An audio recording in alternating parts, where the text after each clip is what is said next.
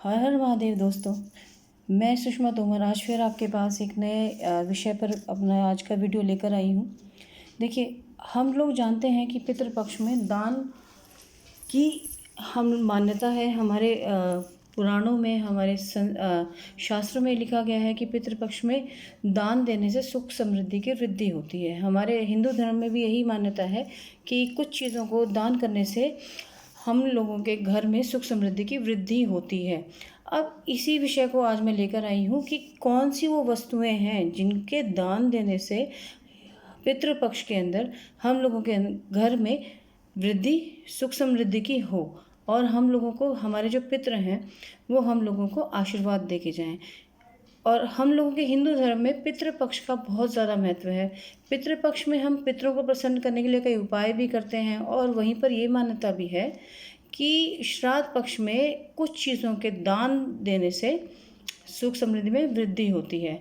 हिंदू धार्मिक मान्यताओं के अनुसार यदि हम पितृपक्ष में पितरों की आत्मा शांति और पितृदोष से बचने के लिए हम गंगा स्नान करें, पिंडदान करें, श्राद्ध कर्म और तर्पण आदि कार्य करें तो इससे हमारे पितरों की आत्मा को शांति मिलती है। और ये भी मान्यता है कि इससे पितृ प्रसन्न होकर अपना आशीर्वाद भी अपने वंशजों को देते हैं, अपने बच्चों को देते हैं।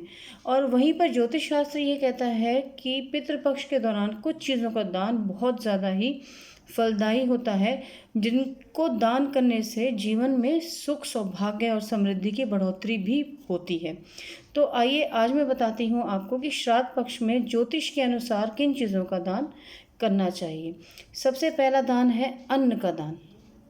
हमारे शास्त्रों में अन्न का दान बहुत पुण्यदायी माना गया है।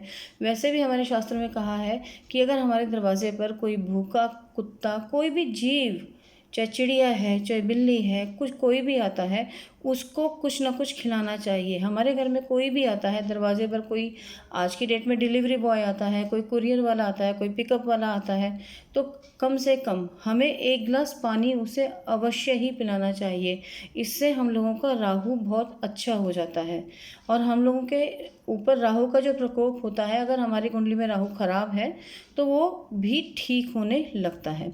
आते हैं दोबारा अपने अन्नदान पर। और हमारे यहाँ पर अन्नदान को महादान की संज्ञा दी गई है। अमावस पर, एकादशी पर हम व्रत रखते हैं, ब्राह्मण को अगले दिन हम सीधा देकर आते हैं। हम जब श्राद्ध कर्म करते हैं, तर्पण करते हैं, तो उस पर हम ब्राह्मण को भोजन कराते हैं। तो अन्नदान का महत्व हम लोगों के इस पितृपक्ष के अंदर बहुत पुण्यदायी माना गया है और इसको महादान की भी संज्ञा दी गई है। और ज्योतिष अनुसार पितृपक्ष के दौरान अगर हम किसी भी ज़रूरतमंद व्यक्ति को या ब्राह्मण को अन्न का दान करते हैं, इससे हमारे पितृ जो होते हैं अति प्रसन्न होते हैं और हमारे वंश की वृद्धि का वो आशीर्वाद देते हैं। यानी कि अगर हमें अपने वंश की वृद्धि चाहिए, संतान में वृद्धि चाहिए, तो हमको अन्न का दान अवश्य ही करना चाहिए। दूसरा दान है हमारा तिल का दान। तिल का दान मैंने अपने पिछले वीडियो में भी बताया था कि तिल का श्राद्ध कर्म के अंदर कितना अधिक महत्व है। तो वहीं शास्त्रों के अनुसार जो है, श्राद्ध कर्म की पूजा में तिल का इस्तेमाल या तिल का यूज़ करना बहुत ही ज़्यादा शुभ माना गया है। मान्यता है कि इसके बिना पितरों को दिया गया जल भी उन्हें प्राप्त नहीं होता यदि हम अपने पितृ तर्पण में या श्राद्ध कर्म में काले तिल का प्रयोग नहीं करें। और वही तिल के दान के ऊपर ज्योतिष शास्त्र में ये कहा गया है कि यदि आप पितृपक्ष में अपने पूर्वजों का जो श्राद्ध कर्म है या तर्पण है वो पूर्ण विधि विधान से अगर नहीं भी कर पाते हैं, तो एक मुट्ठी तिल का दान उस एक ब्राह्मण को कर उस एक मुट्ठी दान का पुण्य फल प्राप्त कर सकते हैं। यदि अगर हम किसी कारणवश, समझिए मेरी बात को, अगर हम किसी कारणवश अपने पितरों का तर्पण या श्राद्ध कर्म ठीक से नहीं कर पाते हैं या हम कर ही नहीं पाते हैं, तो हम एक मुट्ठी तिल का दान करके ही उस श्राद्ध कर्म के पुण्य को प्राप्त कर सकते हैं जो हम नहीं कर पाए हैं। ठीक है, अब आते हैं अगले दान के ऊपर, वो है हम लोगों का घी का दान। अब देखिए, आप कहेंगे घी का दान।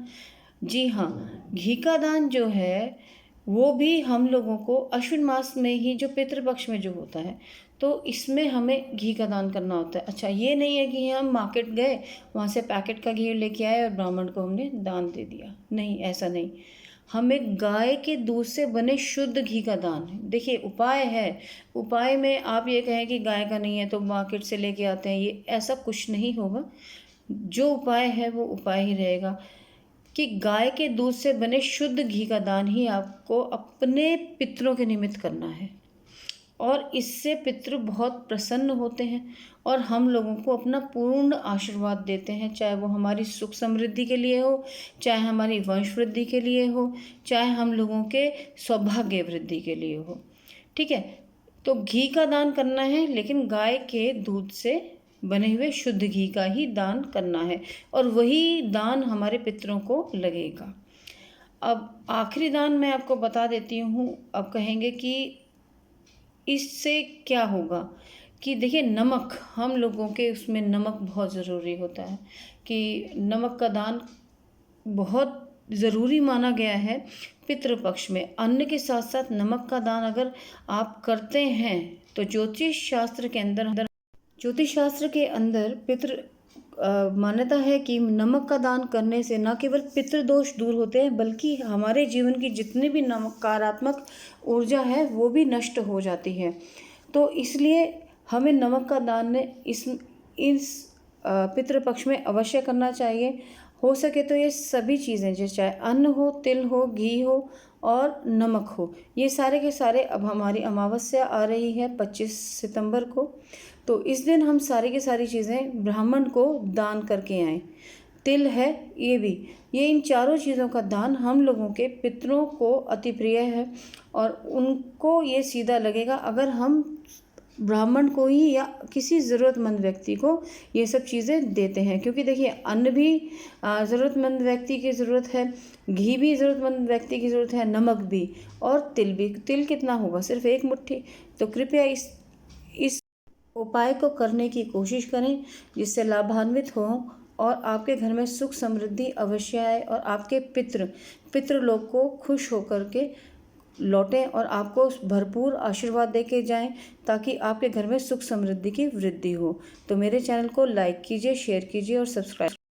अगर आपको मेरा बताए हुए उपाय पसंद आ रहे हैं, और अगर आपको ज़रा भी किसी भी प्रयोग से लाभ हो, तो प्लीज़ मेरे चैनल को सब्सक्राइब कीजिए, लाइक कीजिए। धन्यवाद।